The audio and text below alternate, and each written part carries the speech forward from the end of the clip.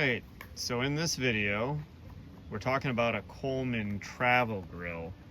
We got this when we moved into our fixer-upper here because we needed a grill desperately.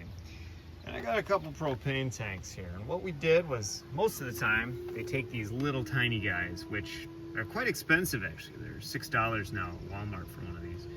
And they usually will sit, you know, like this into this valve. Well, that's not very convenient. So, in case you aren't aware, they make these adapter kits so that you can convert it from a 20-pounder and run it up here, and you can hook it in. Now, the reason I'm making this video is because this is a pretty straightforward process. The little end in there has got a push pin, okay? And on the other end, it's just a small hole like anything else, and it swivels in. Well, here's the problem. I've been working on this for longer than I'm not going to admit in this video. But what happens is, as someone intelligent would see, that little push pin has to reach in there and push that pin down for the propane to flow into it. So when you hook this up, as it's done in the instructions, so let me just set that like this. So pretty common. Swivel this in here like so. No big deal. Okay.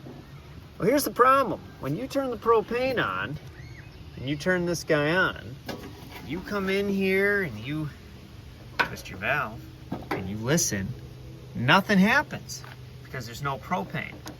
Well, now what the heck is going on? You put this in here, right?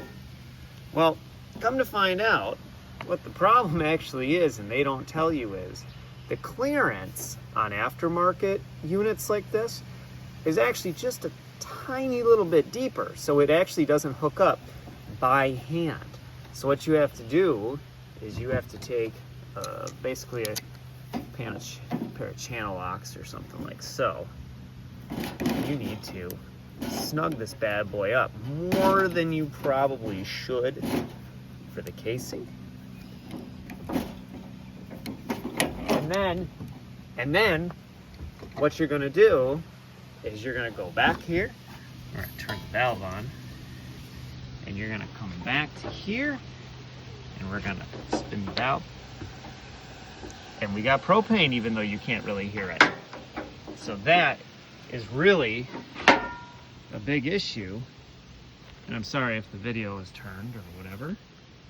But that is how you adapt it. So if you hook one of these up, don't get frustrated if it doesn't work right away, because it's the clearance here that makes it stop working.